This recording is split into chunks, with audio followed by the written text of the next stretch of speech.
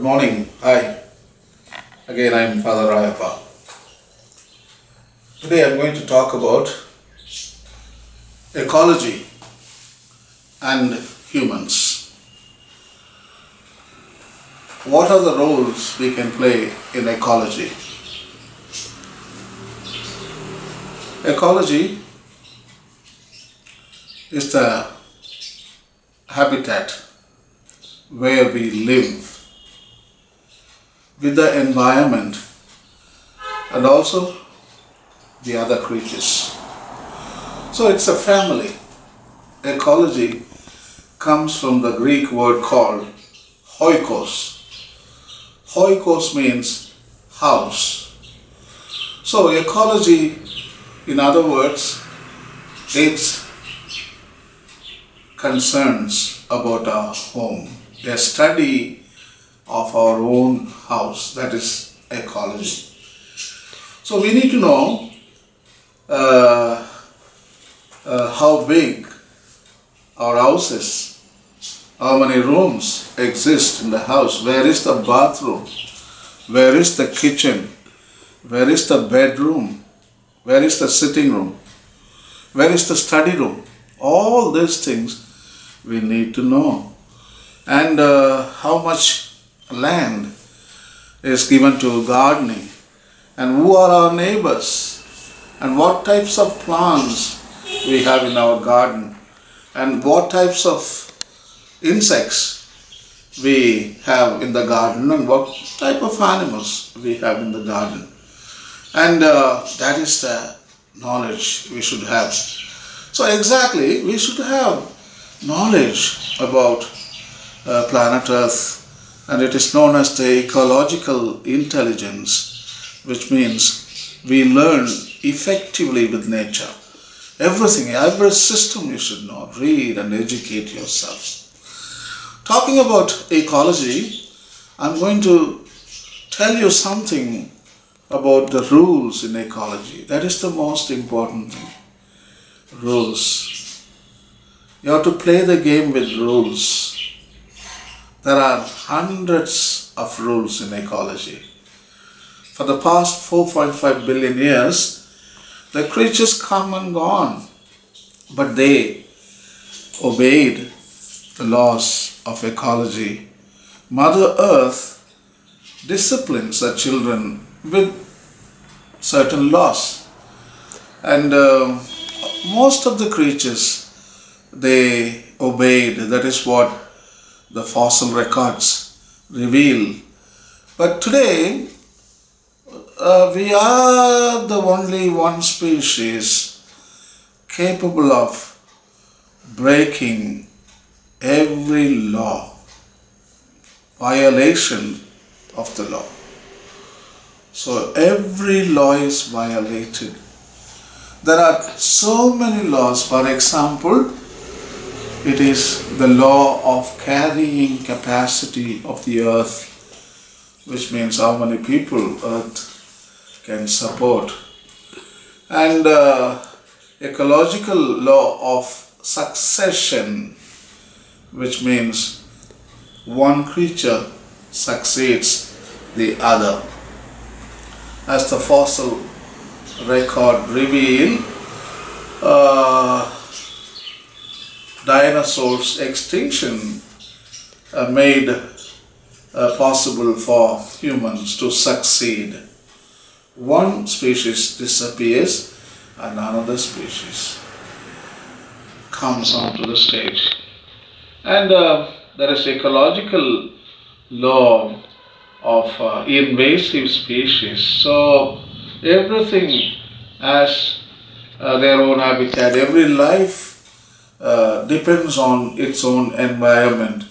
If you take a creature from America and if you bring to India, it may not survive and it will die out. So every species' life is determined by its own environment.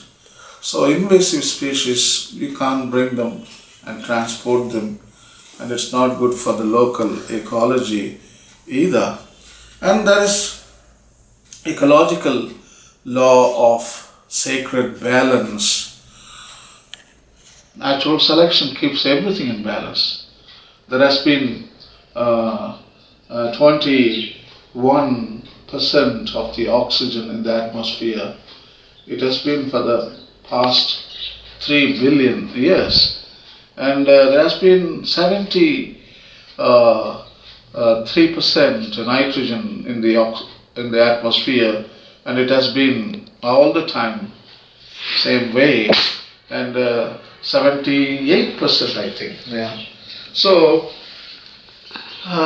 millions of years the atmosphere was maintaining the sacred balance, and today that delicate balance is being tested.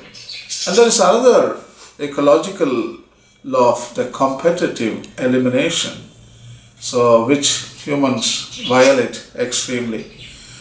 The competitive elimination simply means in a given habitat, in a given ecosystem, for example, a piece of land by 100 feet wide, 100 feet long, that's full of grass, it can support, for example, 100 rabbits.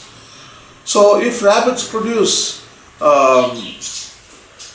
exponentially, if they become 200, it will not be sustainable. So the food will never be available enough to all the 200, and every one of them will perish. So in nature, to solve this problem, there is the law of competitive elimination, because on that small piece of land 200 rabbits will be competing for food. So the wolf, the role of wolf comes here. The wolf comes and eats the rabbits, and thus keeps the balance. Always the population level will not exceed more than 100. So if it exceeds, I think all the species will be eliminated. So there are lots of laws. So we need to educate ourselves all these laws in order to respect Mother Earth, and also in order to survive in the future. So I think we have been violating all the laws, unfortunately. And when you violate every law, I think you are throwing yourself out of the game of life. I think it is not the Mother Nature is going to punish you. I think you punish yourself. That is the Indian philosophy of karma. Karma simply explains the cause and the effect relationship. So when you do something evil, bad karma, and it's going to haunt you for the rest of your life. When you do good karma, I think you will reap the reward of your good actions. I think Indian philosophy is so rich. Yes, very rich. They have devised. We become responsible for creating heaven, and we become responsible also for the creation of hell. So it is an individual who creates hell and heaven, and don't blame the gods for it. So I think we need to respect the laws. Talking about respecting laws, I've written a book about it titled Anthropology versus Cosmology, a cosmic schism in cosmogenesis. Anthropology means humans, cosmology means nature or ecology. Here, so far, 4.5 billion years history, every species lived according to the ecological laws. But only one species, see, cosmic schism.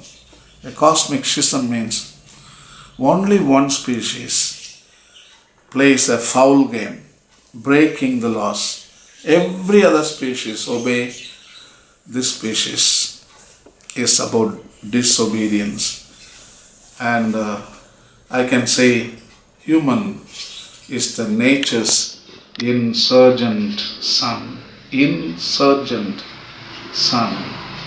That means absolutely he doesn't understand the respect for rules. In Tamil, the insurgent son translates so beautiful. It is called Adanga Pidari. Such a word. I think we should include in English. Every person on earth, in every language, we should include this word. Adanga Pidari. Adanga Pidari. I think it sounds really what it's supposed to mean, I guess. So, humans are Adanga Pidaris. So, here, in 3 chapters, the first chapter explains you all the rules of ecology. Ecology imposes so many rules, and we need to learn what are those rules, and then study about them, and then teach these rules to our children and our grandchildren and their grandchildren. So this is ecological intelligence. And first, before you learn mathematics, theology, philosophy, physics, chemistry, or cosmology, first you know and you have to educate, because this is very important manual for our existence. So I think we need to learn about the rules of ecology. So the second chapter gives 5 examples how they broke the laws and they disappeared. 5 civilizations I am discussing in the chapter, and 5 of them, they didn't play the game according to the rules of ecology, and ultimately they are not here. They disappeared. They disappeared from history, they disappeared from the civilization. So they were thrown out of the game. So the second chapter discusses about Easter Island and Mohenjo-daro and Harappa, the Indus civilization. And the third one, Greenland Vikings. And the fourth one talks about Anasazi Indians in United States of America. And the last civilization is Maya civilization from Mexico. So the third chapter in this book talks about how to love ecology, how to nurture ecology. I'm giving lots of insights from Bible and Hindu scriptures and Jainism, Buddhism,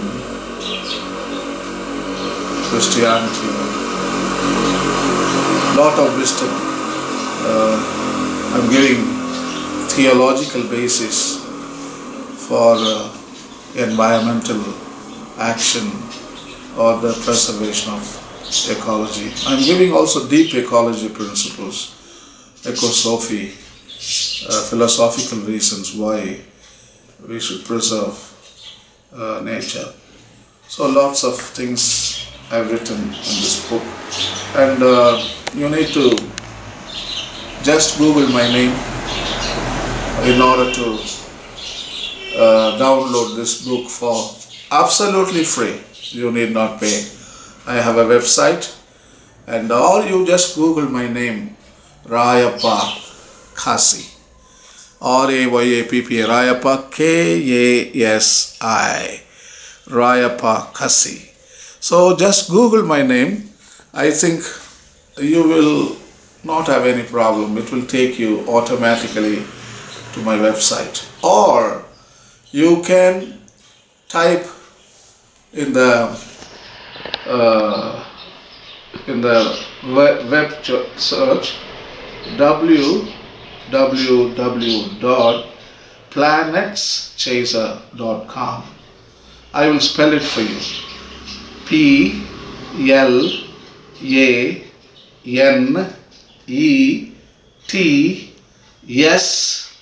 in the middle, okay? Planets, CHASER.com.